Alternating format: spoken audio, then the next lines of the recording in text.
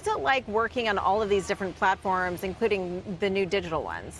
Well, for us, the content is the most important thing. So we care the most. So my company's called Get Lifted Film Company. I started with two of my good friends, and we've been creating content for years now.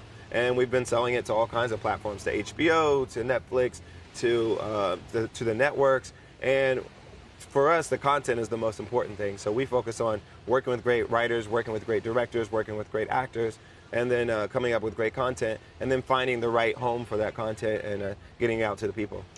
Now, I have to ask you about the advertising story here. Procter and Gamble is here. We just spoke to their chief marketing officer, Mark Pritchard, yesterday, and they are very excited to announce a big partnership with you. What is your relationship with Procter and Gamble going to be going forward? Well, we're going to create some branded content together. We've been doing a lot together in the past already. I worked with them on Pampers, and that's been a lot of fun. We're going to announce a new collaboration with me and them for SK2 as well, and so we're going to work with several other brands and develop some content together.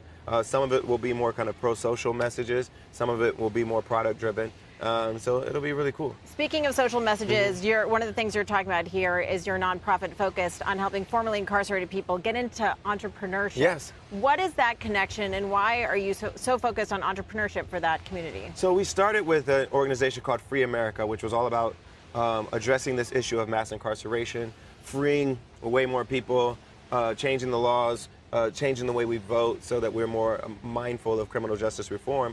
One of the issues that we came across as we talked with a lot of formerly incarcerated people was that it's really hard to start up your own business. It's really hard to get a job. It's really hard to reintegrate back into society, into the economy.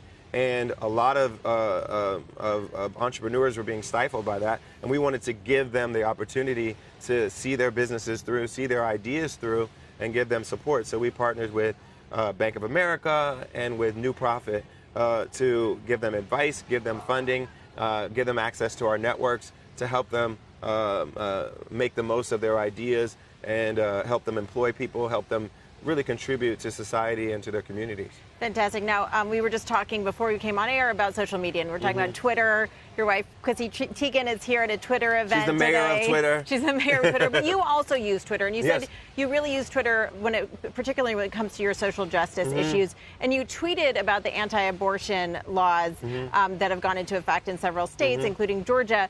Why did you decide to weigh in on that issue, and what do you hope to accomplish with that? Well, I care about freedom, and I believe that it's important for women to have equality in our society, and the only way they can, among other things, is to have control over their bodies and when and with whom they decide to have a child. And if they don't have that basic freedom, it's hard for women to be free in any other realm.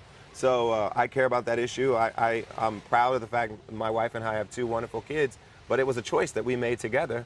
And I feel like every couple, every individual, every woman should be able to decide that for themselves and not have the state regulate their reproductive system. It's interesting. We've had a lot of different entertainment companies weigh in alignment with you on this issue. Do you think that's going to force change either in the legislature or in terms of the way the state thinks about these types of things? I hope it does. And Atlanta is a thriving metropolis. So many businesses are located there in that area. So many media companies are creating content there and shooting the content there.